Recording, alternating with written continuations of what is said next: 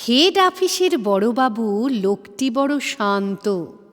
তার যে এমন মাথার ব্যামো কেউ কখনো জানত?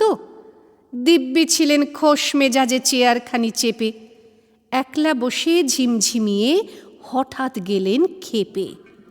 আঁতকে উঠে হাত পা ছুঁড়ে চোখটি করে গোল হঠাৎ বলেন, গেলুম গেলুম, আমায় ধরে তোল। তাই শুনে কেউ বদ্যি ডাকে, কেউ বা হাঁকে পুলিশ, কেউ বা বলে কামড়ে দেবে, সাবধানেতে তুলিস। ব্যস্ত সবাই এদিক ওদিক করছে ঘোরাঘুরি। বাবু হাঁকেন, ওরে আমার গোঁফ গিয়েছে চুরি। গোঁফ হারানো? আজব কথা, তাও কি হয় সত্যি? গোঁফ জোড়া তো তেমনি আছে, কমেনি এক রত্তি।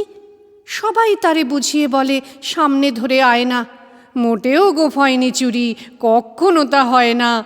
রেগে আগুন, তেলে বেগুন, তেড়ে বলেন তিনি, কারো কথার ধারধারি নে, সব বেটাকেই চিনি।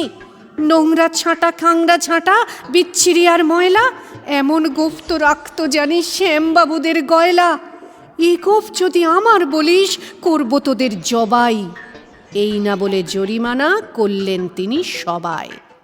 ভীষণ রেগে বিষম খেয়ে দিলেন লিখে খাতায়, কাউকে বেশি লাই দিতে নেই, সবাই চড়ে মাথায়।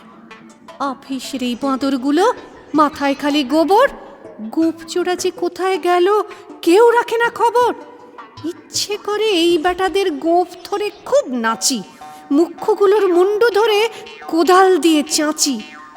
গোঁফকে বলে তোমার আমার, গোঁফ কি কারো কেনা? গোঁফের আমি গোঁফের তুমি, তাই দিয়ে যায় চেনা।